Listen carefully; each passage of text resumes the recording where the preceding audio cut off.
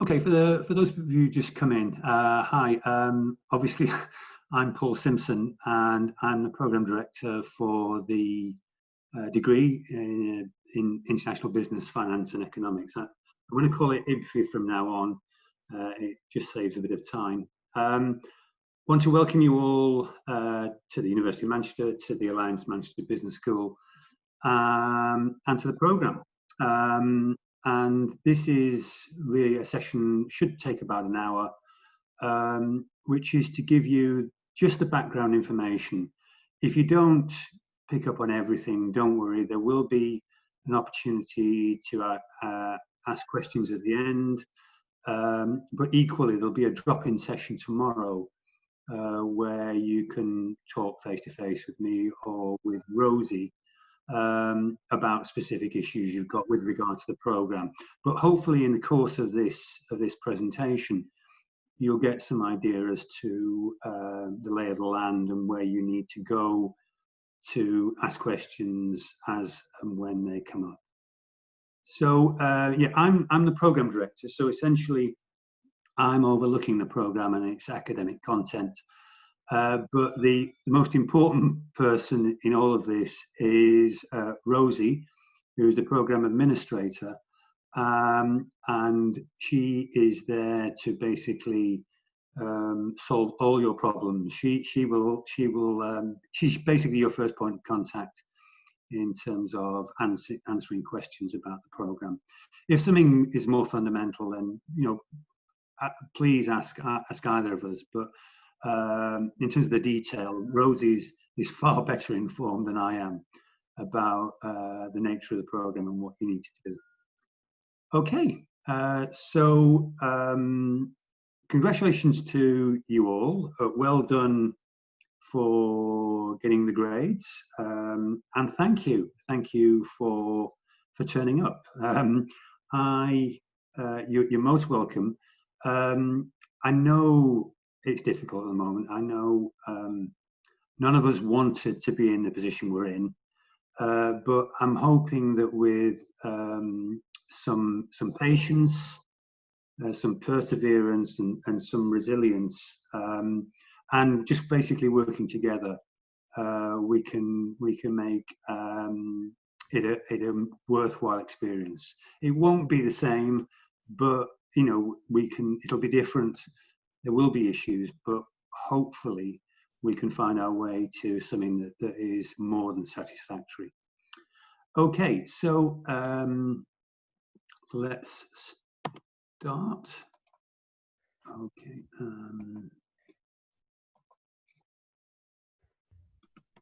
It's not allowing me to advance my slides. That's a good start. There we go. Right. So that is it. Actually, not even last year's graduands. It's the year before, because obviously in lockdown we couldn't meet. So that is the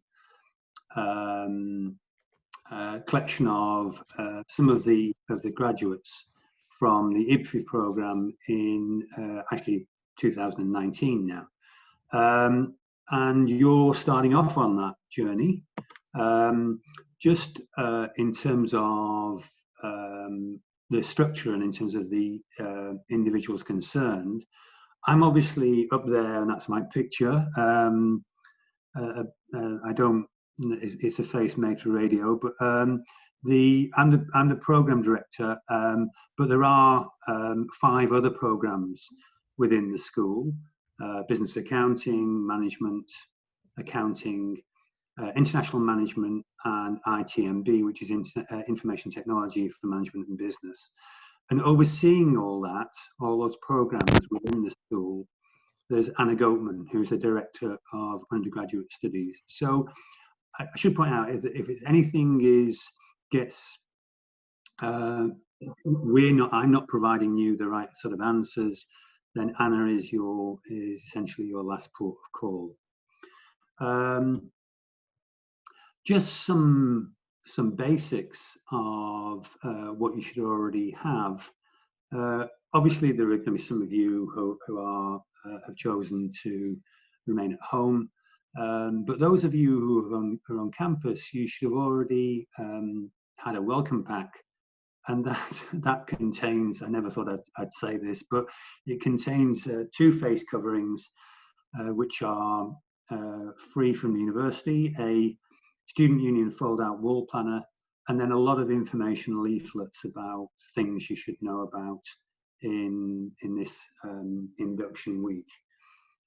The main and the easiest way of accessing information is through the My Manchester portal, because that will give you access to the student system, to our virtual learning environment, which is called Blackboard, which you should assimilate yourself with fairly quickly, and then also your university email, as well as giving you the information in terms of your timetables and various other things. So if ever you do want to find information about where you should be, your timetable, the modules, etc., go to My Manchester, because that is a central focus for the links you need. So those are the basics.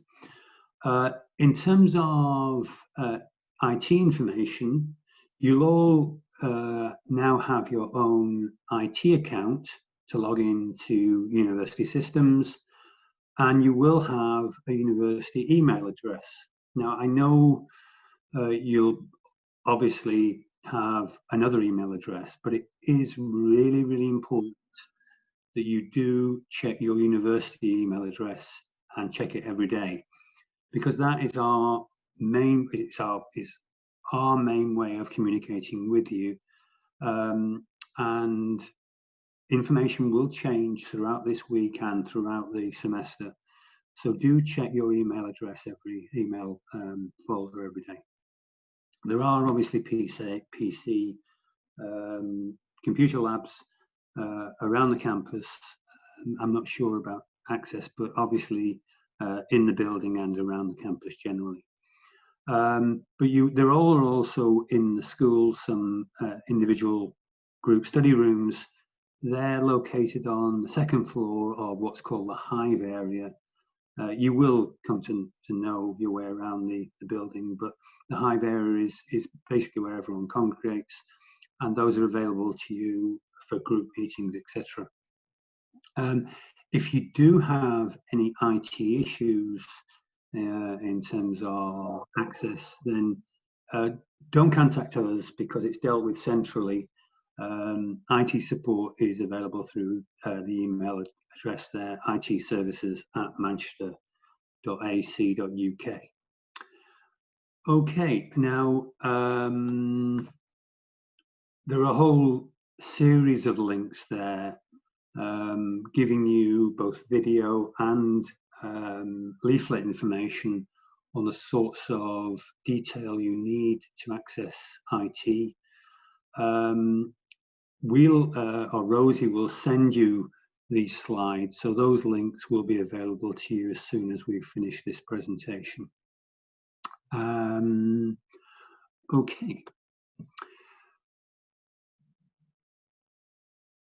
What's really, really important, obviously, as I said right at the start, this isn't the way we would like it to be, but you do need to have this support structure, especially in the way we're managing remote learning at the moment. So we have within the business school a office called Undergraduate Services, and they are there to help you in whatever way they can throughout your 3 or 4 years here. If you're ever unsure as to who to speak to, either send Rosie an email or myself. But the 3 main points of contact, and the room number in the is available there, is the undergraduate office, and they are really there, a whole selection of people as your first point of contact for any questions and queries in terms of getting enrolled on courses, providing letters and transcripts when you're applying for jobs, and that might come sooner rather than later in terms of temporary jobs, etc. And providing contact information generally for things like lecturers and tutors. The email address there is undergrad.ambs@manchester.ac.uk. But they are there with the sole purpose of being your main information source on general issues. As issues arise with specific focus on areas of academic interest, then there is within that same room 2091 within the business school, there is a student support and guidance team. Now they are giving you specific guidance on any academic issues affecting your studies. So if you become ill and you need to say you have mitigating circumstances, if there's issues at home, if you need extensions, if you need to register a disability or for some reason you're absent from class, we need to know about it. It's very, very important that we do. And again, that's a different email address, that's student support. Okay, so this is the pastoral care system, which is there to provide that sort of framework for you to immediately address it should you have academic issues. If the issues are to do with the assessment, then a different team deal with that, and that's the assessment office. So once you get into study, you'll be wanting help with things like coursework submission, help with Blackboard, things like exams and any form of assessment. Then that is dealt with. They're all, as I say, all within the same office 2091 under assessment.ambs@manchester.ac.uk. Okay, I think it's worthwhile just pausing there, because you can always ask a question. You put in a question on chat, and that can be referred to me through Chris, who's listening in, who's looking into chat. Okay. So moving on, there is obviously other support systems, not just within the school, but within the university. These are just some of the ones available. So if you have a disability or dyslexia, anything like that, we need to be aware of that. There's a disability advisory support service. If you're having issues in terms of stress, etc., homesickness, whatever, there's a counselling service in Crawford House. Again, a link provided there. The Students' Union might also be a source of help for you. The Career Service, because we all want to get a job. Student Services have their own service. We obviously have a Student Services Centre within the school, but the university has one as well, and that is another source of support. Any issues with regard to immigration for overseas students, student support and advice, and then an online service called My Learning Essentials, and you will get referred to this quite a bit, but this is an online service, lots of web information in terms of how to study, resources, workshops, etc. So these are just some of the support available within the University of Manchester to help you through the next 3 or 4 years. How will we communicate with you? This is within the school, a whole series of, in fact, you'll probably get bombarded with information, but primarily it's through email, and that is why I said to you, you should check your university email account regularly, because things change, essentially. Rooms will change, assessment details will change, and we need to tell you straight away. And that will be primarily via email. So if you're not checking your email, that isn't an excuse. If you miss a class because we've told you the room's changed or whatever, and you don't attend, that is unfortunately your fault. Okay, so do make sure that you check your email regularly. We're going to be sending you out bulletins, the student bulletin, every 2 weeks, which again goes to your university email just to update you on opportunities, etc. There's the virtual learning environment, Blackboard, where we'll individual lecturers or I might send you an announcement. There are obviously the old notice boards around AMBS. We have your, if you've given that information, your phone number, so we can send you texts. And then there's obviously Facebook and Instagram as well. So a whole series of different ways we will be communicating with you, but primarily it is via email. Okay, get on to the, if that the previous stuff wasn't boring enough, we've got to take you through what you will be hoping to achieve on this program, so-called learning outcomes, and they center around different areas. So in terms of your knowledge and understanding of particular subject areas, IBFE, the International Business, Finance and Economics, is dealing with different components. It is very much an amalgam of different areas of social science. So there is, as you go through the degree, you'll be dealing with principles of micro and macroeconomics, with finance and understanding financial concepts, as well as understanding measurement issues with regard to accounting.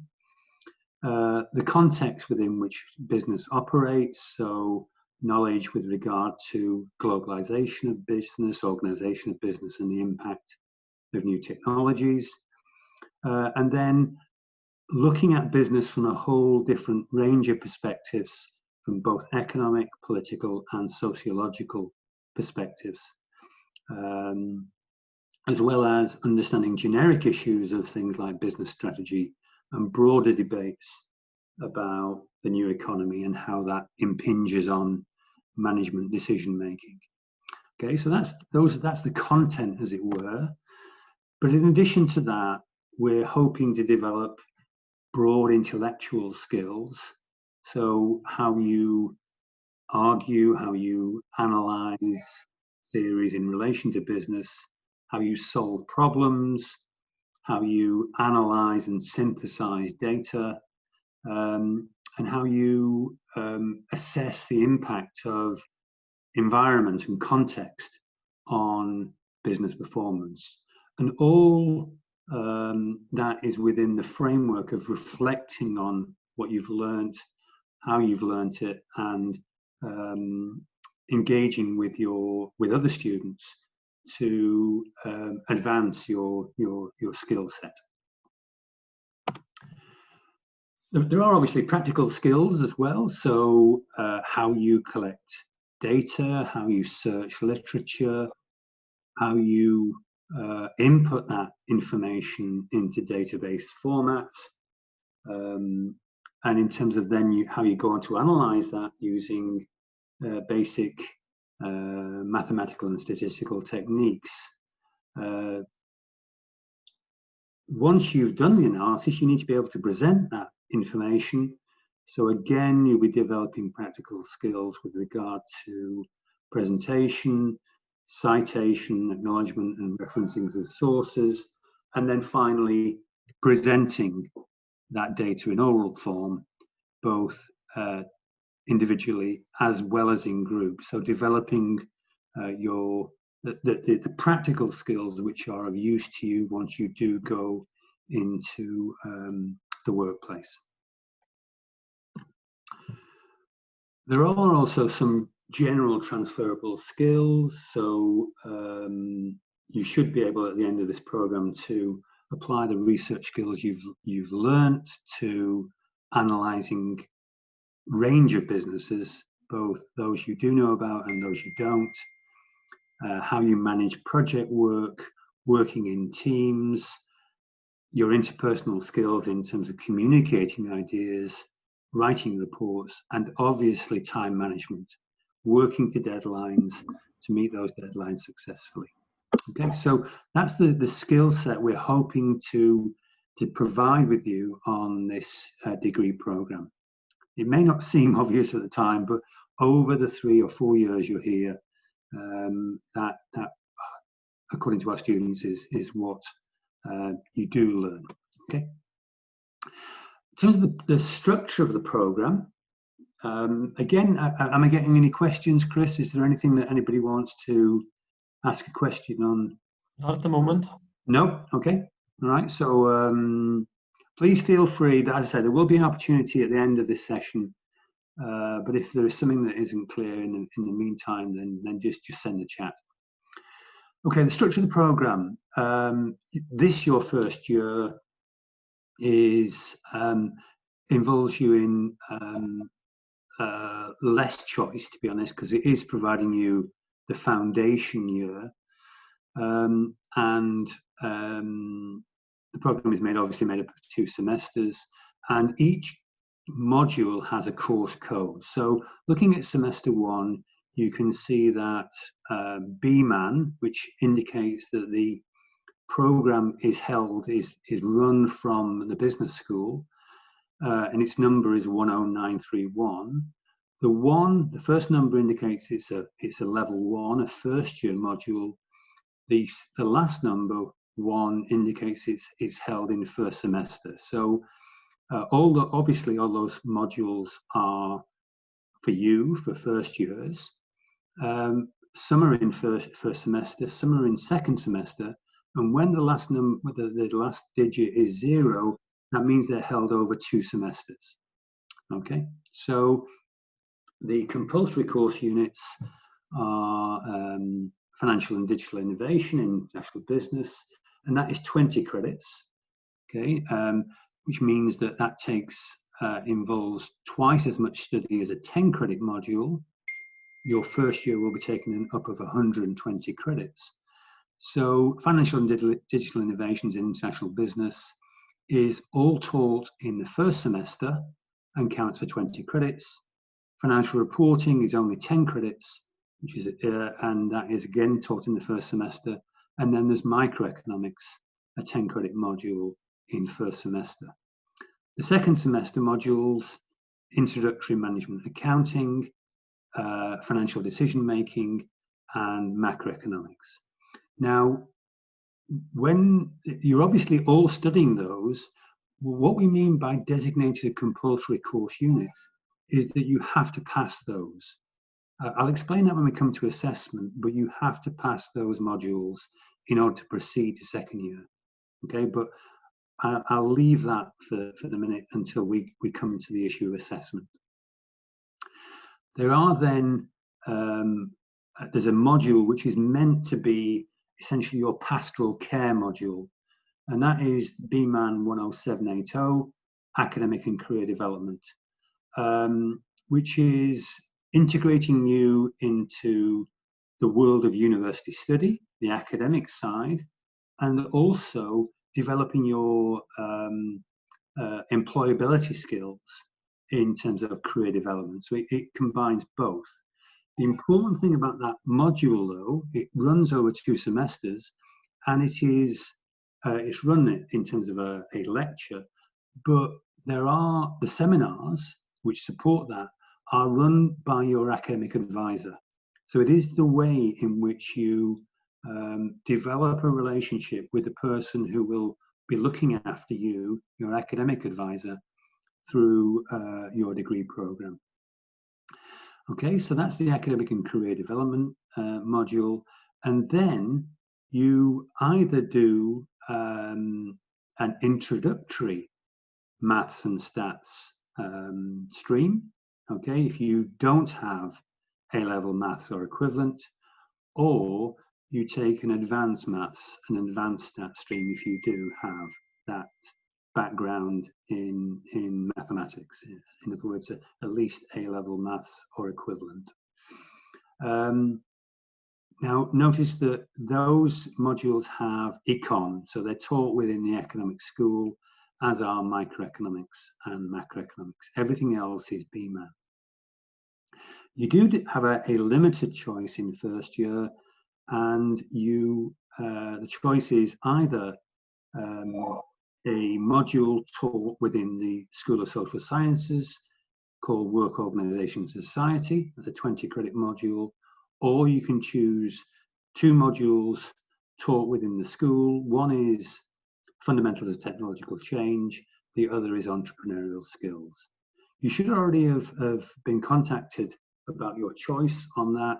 But if you haven't made your choice, please return your decision to Rosie as soon as possible. Okay. Again, worthwhile to pause there for any questions if you have them.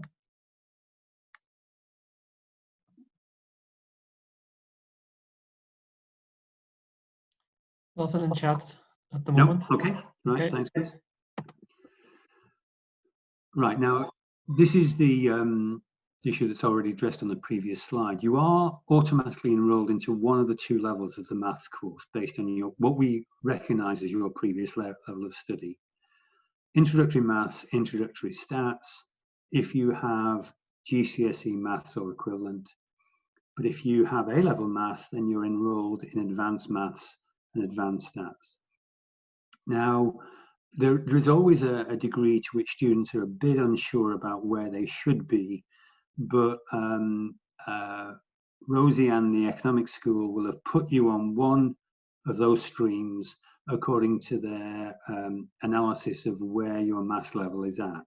There is still some degree to which you, there is a small degree of flexibility, but wait until until you actually get into the teaching to raise that as an issue. Okay. Again, important, because I know people have a concern about maths. If you do need extra help in maths, we do provide extra drop-in maths surgeries each semester for students. And it is important you search those out early. Some people in the past have left it far too late to look for additional maths help. So do look out for those details to get registered on the PASS scheme. Again, it might seem a while away, but there is, some of you will have been registered on the 3-year non-placement program. Some of you will be registered on the 4-year placement year program.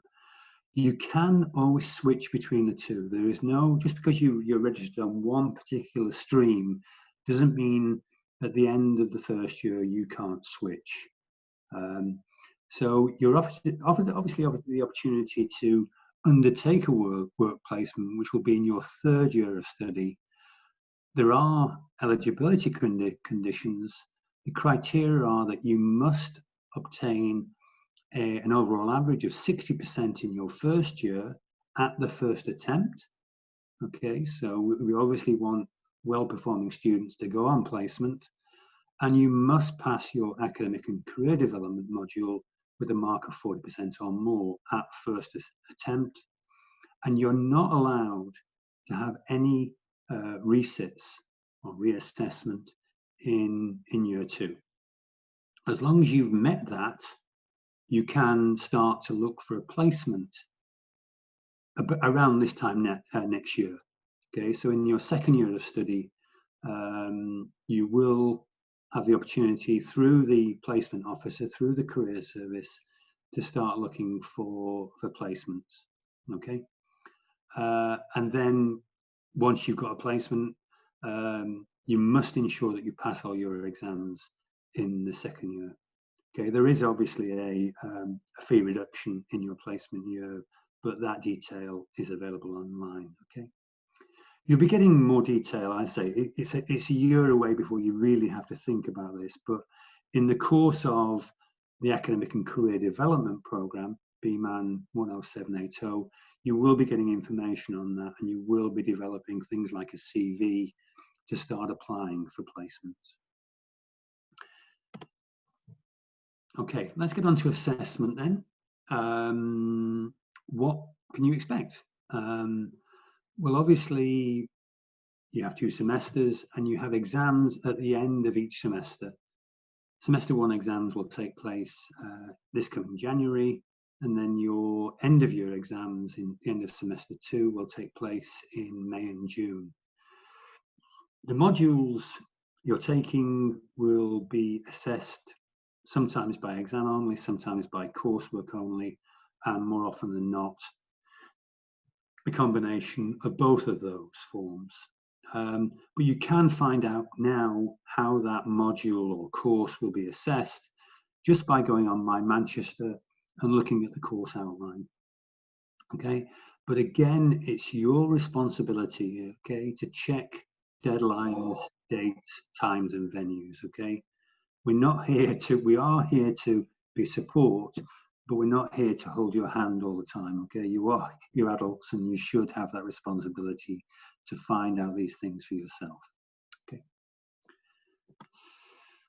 Now, what do you need to do to progress? Okay, to get from first year to year 2? Well, the easiest thing is to say pass everything. That is to say, a pass mark is 40%. If you pass all those 120 credits at 40%, there's no issue. You go automatically into second year. However, there is some opportunity to fail certain modules. In other words, you can progress if you pass the module, you get 40% or greater in at least 80 credits and have a compensated mark in the other credits. So a compensated mark is described as 1 between 30 and 39% for the remaining 40 credits. So if you fail a module at less than 30%, that cannot be compensated, okay? And you will have to reset that, okay? Regardless of how many credits you've got. If you fail below 30%, you will have to reset. It can't be compensated. If you receive a mark below 40% in more than 40 credits, okay, then you may well be compensated for some, but you will be required to have a resit, so-called reassessment. And similarly, as I've already pointed out above, if you fail any course below 30%, you will have to resit it, okay?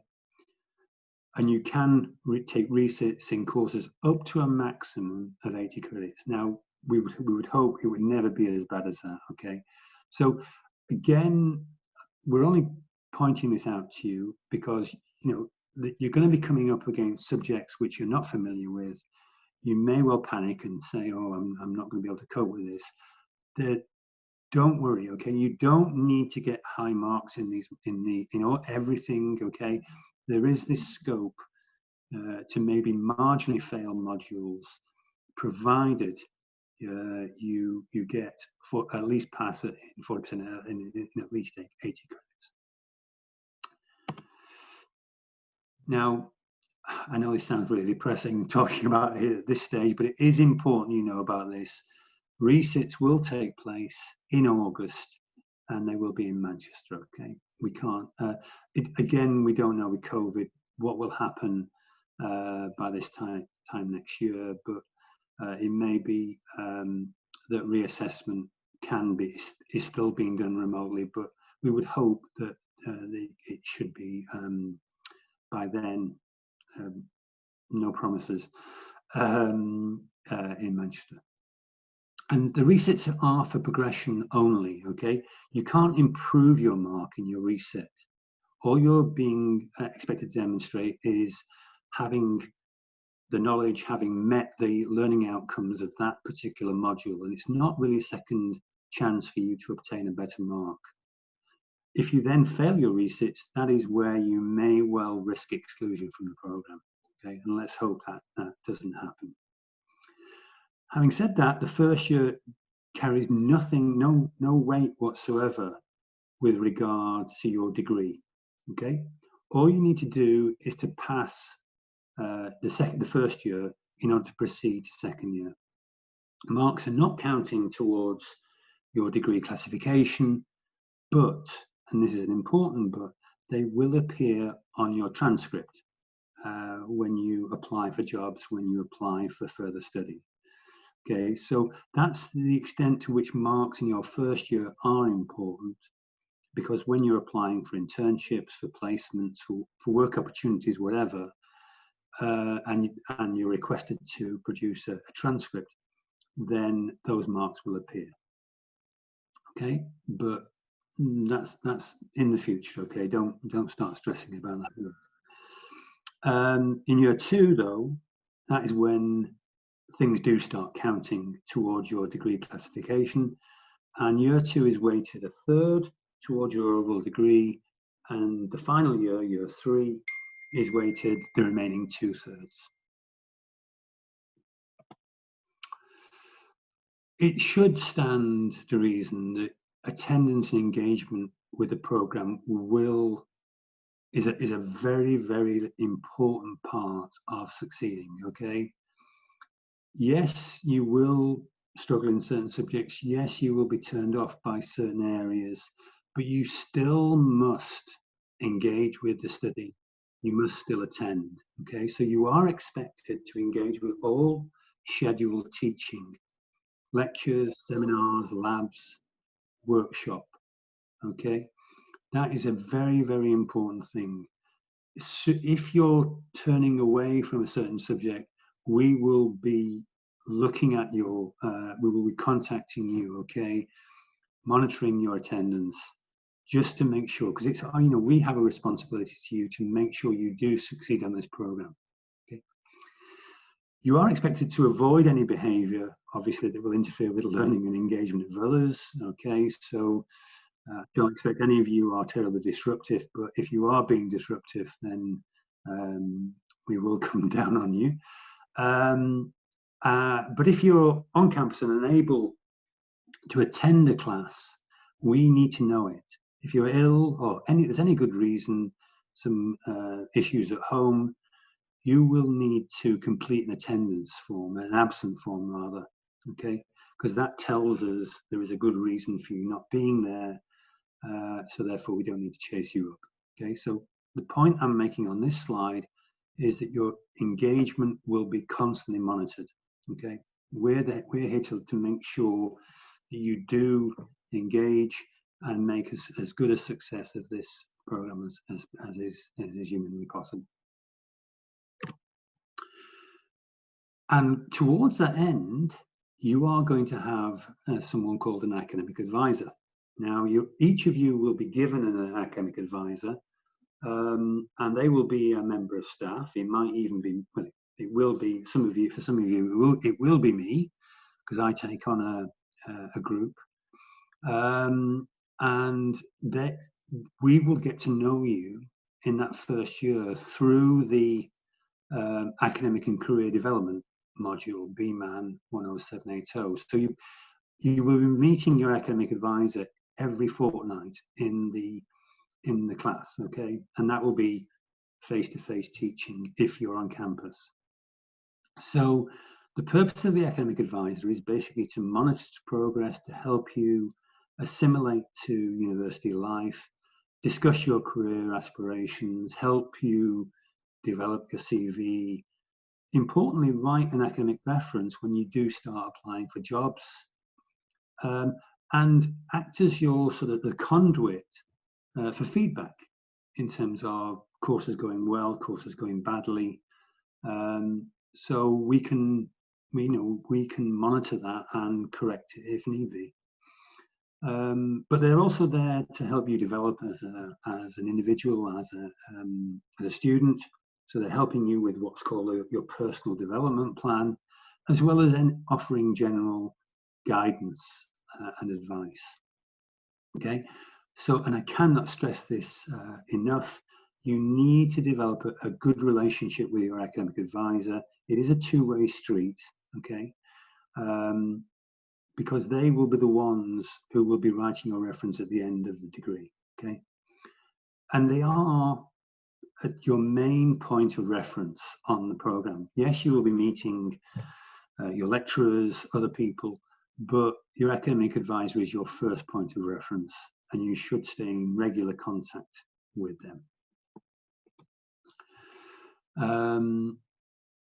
Now, in terms of we've talked about feedback in terms of you giving us feedback through academic advisors. but equally we give you feedback in terms of your progress, in terms of allowing you to develop, in terms of knowing where you're going wrong, enhancing your knowledge, and those skill sets that I referred to on the previous slides. So that feedback takes a variety of forms. It's not just simply the mark on an essay. Okay, it's any form of discussion that's taking place. Okay, so informal advice and discussion in a lecture, in a seminar, in a workshop is feedback. You should be recognizing that that is helping you advance, helping you learn. There's going to be things like online exercises, quizzes that you're doing as part of modules. You might ask a question, you'll get feedback from the answer. There will be online discussion boards on certain modules that provides group feedback, as well as specific feedback sessions that the lecturer may well provide. And that, so it goes beyond the next thing, which is the written or verbal comments, which are on your submitted work or your presentation. Okay, so feedback is simply more than the mark or the comments that are on your assessed work. You've got generic feedback as well, which we'll post on Black about how the module was attempted overall by students and what students should learn from mistakes in general that were made. And then the feedback you get from your academic advisor, as well as any meetings you have with me. Okay, so a whole variety of different forms of feedback that you should take advantage of. If things are not going right, and again, this is an important point, okay, you can get upset, and this is why, and clearly in this environment, you know, you might be stuck in a small group. There are going to be issues, and that's why I'm asking for perseverance and patience. But if you do want to raise issues, there is about a module, about anything with regard to your teaching, there is a well-defined routine for going about that. Okay, so anything with regard to the quality of your educational experience, you should follow this routine. Okay, rather than go immediately to the top, to me, in other words, or even to Anna, or to the head of school or whatever. That isn't the right routine. The first instance, it's your responsibility to raise it with the module coordinator. And now you can do it yourself, or you can do it through your student representative. Okay. But that is the primary issue. And if that isn't satisfactory, then you can elevate it. You can take it to a higher level. But we do have a well-established routine for raising issues, which you should take advantage of. And as I say, just take it up with Rosie. We hope you never have issues, but it's unlikely you won't have issues with something. But do follow the correct procedure rather than simply elevate it immediately to the higher level. Okay. That raises the issue of student representatives. You will have a student representative as a first-year rep who is there to represent your views. Okay, they are there as a conduit to tell us what students think and feel, tell us what's going well, what's going badly, what we can improve on, and basically improve that communication route between the academics and the students, so we can in turn improve what we offer. So the rep will get involved in attending meetings, in focus groups, and something called a staff student liaison committee. Okay, so if you are keen to do that, and it is something that, don't just see it as something to look good on the CV, it is something you have to be committed to, because what you've got to do is you've got to act as that conduit. You've got to be a great communicator, both with the student body and with and addressing that to the staff area, the academic area. Got to be diplomatic, proactive, approachable, and a team player. But if you do want to volunteer for that, you will be contacted about your your first year student rep fairly shortly by Rosie.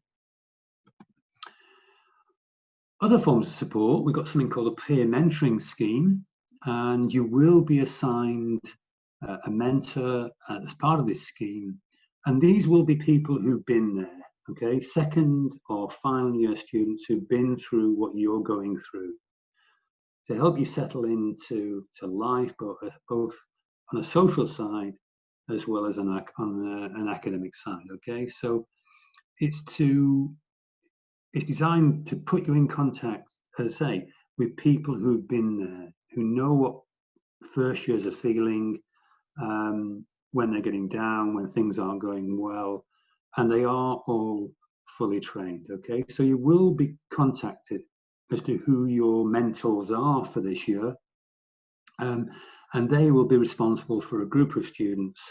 They're going to meet you online and have specific meetings. It'll probably be virtual meetings in the current climate, just to make sure that you've got another source, not just myself or Rosie, but someone who's been there, knows the things you're going through. Okay, and that's a peer mentoring scheme. As for COVID, we all wish it wasn't there, but it is. There is a whole range of information on terms of dealing with COVID, in terms of if you contract COVID, etc. It clearly is a very, very difficult issue, but do look for advice. Do make sure you follow the rules such that we don't end up in a complete mess, which might well happen if we don't all understand that we have responsibilities. Okay, but a whole series of questions, anything on COVID, those links will be on that slide. The contacts, I'm just reiterating this for your purposes. Okay, I've mentioned the undergraduate office for general information, student support and guidance as a second more detailed source of information. But then there's myself or Rosie to help you with specific program issues. Okay. Okay, that's dealing mostly with the program. Again, I'll just pause for questions if you want to ask any specific questions about anything I've addressed so far. Just put it down as a chat, and I can maybe deal with it now, because we're getting on to more general issues now. We do have a few questions now. Okay. So first question was, are the semester exams going to be online or on campus? The answer to that is for semester 1, the exams will currently be online. For semester 2, we don't quite know at the moment. We're aiming for them to be back to normal, but once we have a final answer on that, we'll let everyone know. Another question is for our assessments. Will the grade boundaries be pre-decided, fixed percentage boundaries, or will it be based on your relative performance to your classmates? So, from an academic perspective, Paul, what? Yeah, no. I mean, we don't have a distribution to which we're working with. You've got to meet certain learning objectives, and provided you've met those learning objectives, then you pass. Okay, so it's not as if we're trying to fit students to a given distribution. We do monitor the distribution, obviously, but provided you meet the learning objectives of the particular module, then you will pass. It's not, you know, we only allow 60% to pass. It isn't like that. It is purely if you meet learning objectives. Okay. Next question is quite a good one to ask. How do we get an absence from class form? The absence from class forms are available from the student support office as well as the undergraduate office. So you can email us and we can provide you one. We usually have a handbook or a website that's available as well, which is currently in development, and all forms like that will be uploaded to that site. Once it's ready, we'll email you with the link so you can access that. But in the meantime, just use the email addresses that we provided previously. Let's see.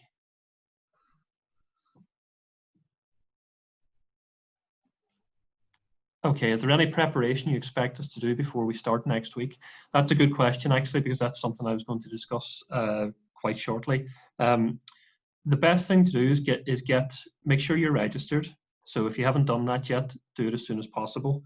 The next thing would be to become familiar with My Manchester. So be able to navigate your way around My Manchester. There's lots of interesting and helpful points on that site. It also links through to your timetables, which aren't currently available, but they will be this week. So you'll be able to access your timetable through My Manchester, but also become familiar with Blackboard, the virtual learning environment, because there are courses that you're enrolled for. One course in particular is the health and safety course, which is BMAN 11230.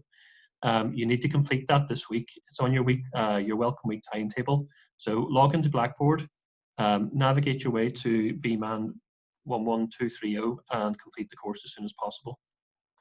So okay. That's the kind of stuff that you can get on with this week. In terms of the academic work, I mean, teaching is not going to start until next week. I mean, yeah. Clearly, if you're bored, then you can find from the module outline the course text, etc. If you want to, you know, as I say, because if you are confined or whatever, in whichever way, you can do some initial reading, but really just assimilate yourself into the university. Don't worry too much about the academic side for this week, because it will be full on from next week. Okay. But each individual module coordinator will tell you about preparation in their first session. They will. The next question is, what exactly are tutorials? How are they going to go forward for online students considering school systems hybrid? So tutorials are smaller elements of the course. So every course is a lecture, which will this year be delivered online. So you can access the lecture material as and when it's uploaded. It won't be live, so you'll be able to access it whenever you want. Now, the tutorials are smaller group face-to-face elements, but also this year, some of them are taking place online. So you should have received a survey before you arrived in Manchester or before you accepted your place to ask you whether you would be engaging online remotely from another country or just not physically at university, or if you'll be attending physically. Depending on that information, we will assign you to either an online remote group tutorial that you can access through Blackboard. If you're attending face-to-face, then you'll be actually in the building with a lecturer, with a teaching assistant. All of this information will become available on your timetable when it comes out this week.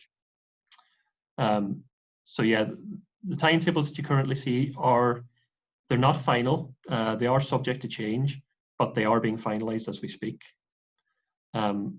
Someone asks what would happen if I was absent from class without filling out an absence form. The student support office will be chasing up any absences that are unauthorized, essentially. So we have a duty of care to make sure that we know where the students are all the time.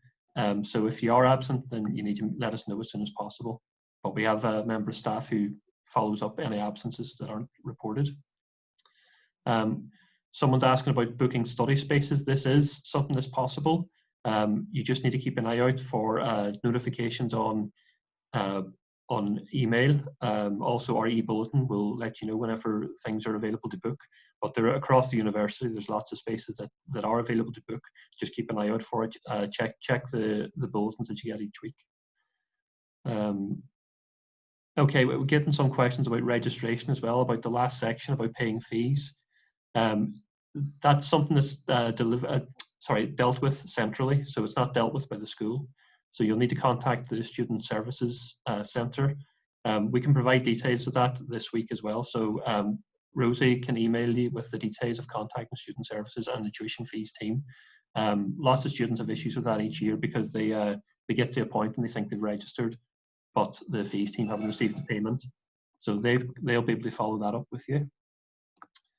And workshops, asking if they're being assigned automatically. They are. So whatever your timetable is, you'll be able to access it later this week. Let's see. Okay, so someone asked if a lecture if it's held at a time which is difficult to be present, are we expected to be present, or can we complete the lecture later? The lectures are pre-recorded, So you can access that material whenever you want. It's the smaller group teaching that you need to attend live. Okay, so someone's asking about which timetable should they follow, because there are various timetables. That's right. The best timetable to follow is the one that appears on My Manchester whenever it's finalised. So just keep referring to My Manchester. Yeah, here's a good question. Is it necessary to participate in the meeting tomorrow if I don't have any questions about the course? No. No, it isn't. It really is if you have, in the course of the next 24 hours, if anything crops up and you just want a bit of advice, then and come to the drop-in session. But it's just a sort of spillover for anybody who maybe dropped out of this session because of the connection issues, anything like that. But if you don't have any issues, then you don't need to attend. No. Yeah. Is it possible to change from campus learning to remote learning if we don't feel safe on campus? If you don't feel safe on campus, then you need to let us know. You need to let us know why. Speak to your seminar leader or whoever's leading the face-to-face course, and discuss your concerns with them. If usually the main reason to switch from face-to-face back to remote is if you have been diagnosed with COVID or an illness, or you're displaying symptoms. So it isn't the case of 1 week you'll be face-to-face and then the next week you can choose to go remote. You need to kind of choose what you want to do and try and stick to it as best you can. Chris, can I just ask something there? Because I'm a bit unclear about that. You say to the individual module coordinator, but as a general issue, would it be your academic advisor you speak to? I would say to the module coordinator first, okay. Because if it's a concern with the actual class, the setting, right, then we need to know about it. It is specific, but if it's general, if it's a general issue with regard... Well, if it's a general issue, then you can let the student support team know, yeah. Okay, thanks. Got a question. Will we have to open camera or seminar classes? I think you may need to have access to your camera in your seminar class. It's something that you'll be told about at each seminar, so I would wait for advice from the seminar lead. If the COVID is still severe, can we stay at our flat and don't go to school? If it is severe, then you'll receive instruction from the university. So there are daily updates that staff get and students should be getting as well. So I would just keep checking the FAQ's website for that. Just one, let's see. You're doing a great job, Chris. If we attend face-to-face, how often would we be attending face-to-face? So every course, or sorry, most courses that you have will have a face-to-face element. So if you're taking 3 or 4 courses this semester, then you should, by the rules of averages, I suppose, have maybe 4 hours of face-to-face teaching per week. How will we know which lessons are face-to-face? They'll appear on your timetable, and it'll say that it'll give you a time and a location. So if there's no location, then it means that you'll be online. Will all workshops be available online?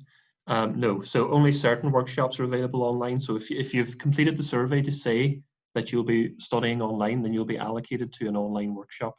If you've completed the survey to say you'll be on campus, then you'll be allocated to a face-to-face one. When's the latest we can arrive on campus? Well, you can arrive on campus right up until February. That's the date that we've been given, or the month that we've been given. But you need to complete registration as soon as possible. So that's completing academic registration, as well as paying your fees or paying the first installment of your fees. So I would do that as soon as possible. If you're having trouble paying your fees, then the best thing to do is contact the fees team and make some arrangements around that. Got a question here about where do we find information about our individual workshop groups. The information will come on your timetable. So just follow your timetable, turn up to the location, follow the rules within the school when you turn up. So you'll see that there is essentially a one-way system in the building. So follow the arrows, find your way to the classroom. There will be people stood around in the building called ambassadors, and they will help you find the location. So if you have any trouble, just go and speak to them. There are QR codes displayed around the building. So if you do have a QR code reader, scan that so we can keep track of who has been where, and we can contact you if anything does come up. If we have to self-isolate, can we attend face-to-face classes virtually? If you have to self-isolate, then that's when you attend the online classes rather than the face-to-face. So you'll be switched at that point. So if you do start to display symptoms or you're diagnosed with COVID, then you contact the student support email and we'll take it from there. Someone's asking about fees again. It says that registration is incomplete. If you're having trouble with fee payments, you contact the fees team. We can provide those details. We can send those out later. Will we have to wear masks during face-to-face teaching? Yes, you will. So the rooms are set up to be distant, so you will have that 2 meter distance between yourself and other students, other participants in the class, and you are required to wear face masks in the building. The university is taking the issue of social distancing and protection of the student very, very, very seriously. So yeah, you will need to wear masks in the class. Yeah. So yeah, and one final question about the timetables. When will they be published? They'll be published as soon as possible. So we're still trying to allocate people to the groups, and they will appear this week before your teaching starts next week. So just keep checking My Manchester. Rosie, do you have any questions at the moment? Yeah, just a few things to add. So I've had a question about the placement year, and if you're able to transfer from the 3-year to the 4-year version of the programme.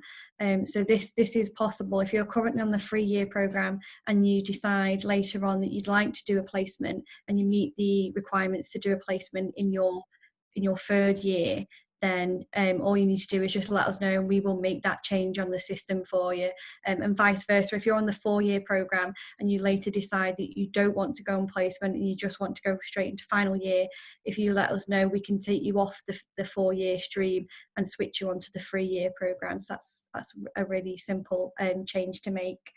I've had a question about how they know if it's confirmed that they're wanting to study online only. So as Chris has mentioned, you should have completed the survey about what your intentions were for semester 1. So if you've chosen to study online remotely, then we will have only enrolled you onto online classes, and when your timetable is available later on this week, you should see that all of your classes and your lectures are all online.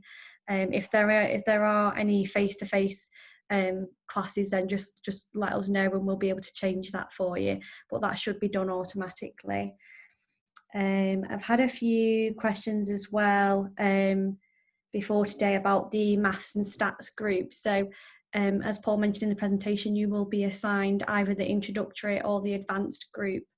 If you've been put into the advanced group, I know there's a few students that are a bit concerned about the advanced statistics course. This is run by the School of Economics and they're not expecting you to have done any statistics before. It's just the level of maths that is slightly more difficult than the introductory statistics course. So please don't feel too intimidated by the title of it. They won't expect you to have done statistics at A-level or anything like that. It's just that the maths is a bit more advanced, that you'll be doing it on that course unit. If you have queried the group that you've been allocated, I've referred these on to someone over in the School of Economics. So if you do have any questions about it over the next week or two, if you email me and we can double check that you are in the right group. But when we assign your level, we do get it checked by the School of Economics to make sure that you're on the right path. And if you've done the introductory level in year 1, there is an opportunity to do the advanced level in year 2. So if you're concerned that you'd really like to do the advanced courses, there is opportunity in year 2 to do those if you're in the introductory groups this year. And there are a handful of students as well that haven't been fully enrolled. We will be completing all of the course enrolment this week. So if there are 1 or 2 courses missing on your schedule, please don't worry at the moment. There are some students that completed the survey only recently, so I just need to finish enrolling those students. But by the end of the week, your timetable should be available and it should be full as well. All of your courses will be showing by that point. And okay. I think that's it. Great, okay. Right, so I'm obviously conscious of time, and Chris, is there anything you want to come back on? Not at the moment. There are still No. a few questions that they'll require individual responses, so I'll try and take on those. Okay, thanks. Okay.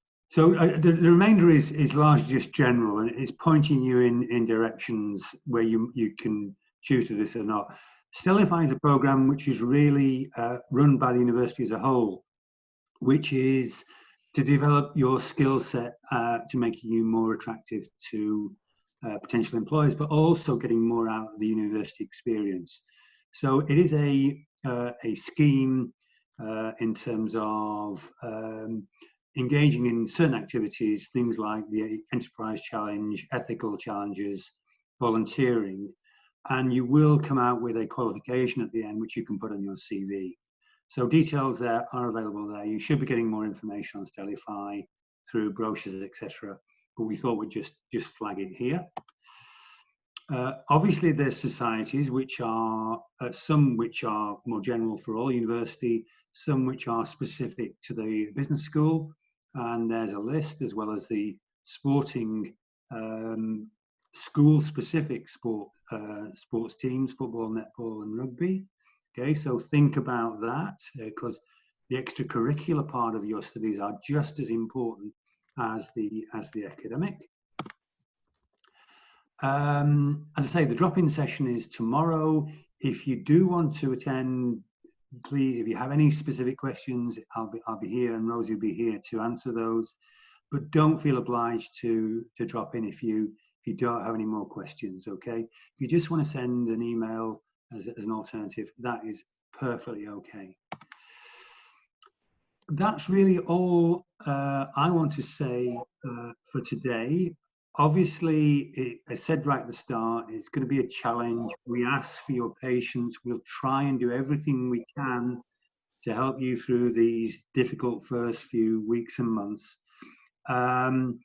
But as I say, try and enjoy it. It goes very, very fast. And as I say, just persevere, okay? Because we're learning at the same time as you are, all right? About how we adapt to this new environment. We've set up a whole series of different measures. Some of them may work, some of them may not.